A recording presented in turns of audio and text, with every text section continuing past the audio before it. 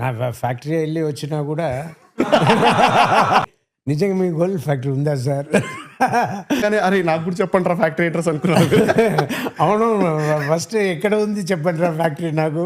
అంటే మీకు తెలుసో తెలీదో ఇటు పక్కన నడుస్తుంటాయి ఇలాంటివన్నీ మీ గురించి రెఫరెన్స్ అంతా అని చెప్పేసి నా ఫ్యాక్టరీ వెళ్ళి వచ్చినా కూడా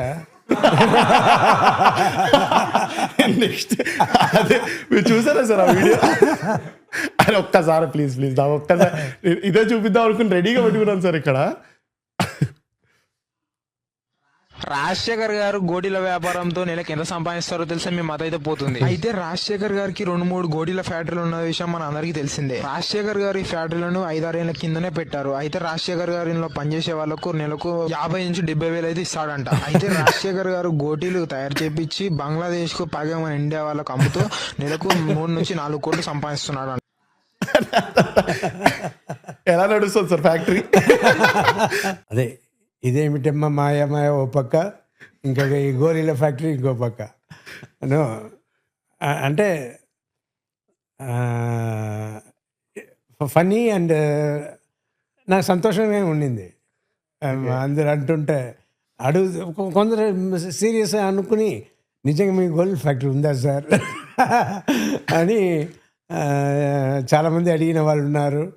నాకు తెలిసిన వాళ్ళే ఫోన్ చేసి అదంతా ఏమన్నా నిజమా ఉందా అన్నట్టయితే అడిగిన వాళ్ళు ఉన్నారు. సో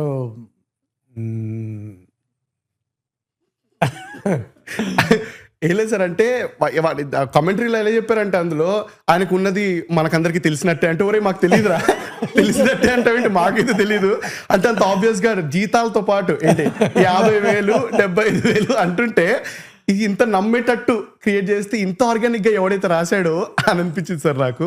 సో మీరు వినంగానే అరే నాకు కూడా చెప్పండి రా ఫ్యాక్టరీ అడ్రస్ అనుకున్నాను. అవును, ఫస్ట్ ఎక్కడ ఉంది చెప్పండి రా ఫ్యాక్టరీ నాకు. నాకే తెలియకుండా ఫ్యాక్టరీ అది నెలకి 3 కోట్లు ఏదో సంపాదిస్తున్నానని. సార్ మీరు ఇన్ని రోజులు సినిమాలు కొంచెం దూరంగా ఉన్నా కొన్ని సినిమాలు చేసినా కూడా మీరు చాలా రెలవెంట్గా ఉన్నారు సార్ మా జనరేషన్కి కూడా. ఎందుకంటే రీసెంట్గా కే ర్యాంప్ అనే సినిమాలో మీ పాట ఇదేమిటమ్మా మాయా మాయా పాట సార్ ఫుల్ ట్రెండ్ అయిపోయింది సార్. అసలు అంటే రిలీజ్ అయినప్పుడు ఆ వైబ్ ఎలా ఉండే సార్ ఆ పాటది మీకు గుర్తుందా? ఇంత లేదు కదా, ఇంత లేదు అప్పట్లో, బట్ ఉండింది, వైబ్ బాగుండింది, మంచి హిట్ సాంగే.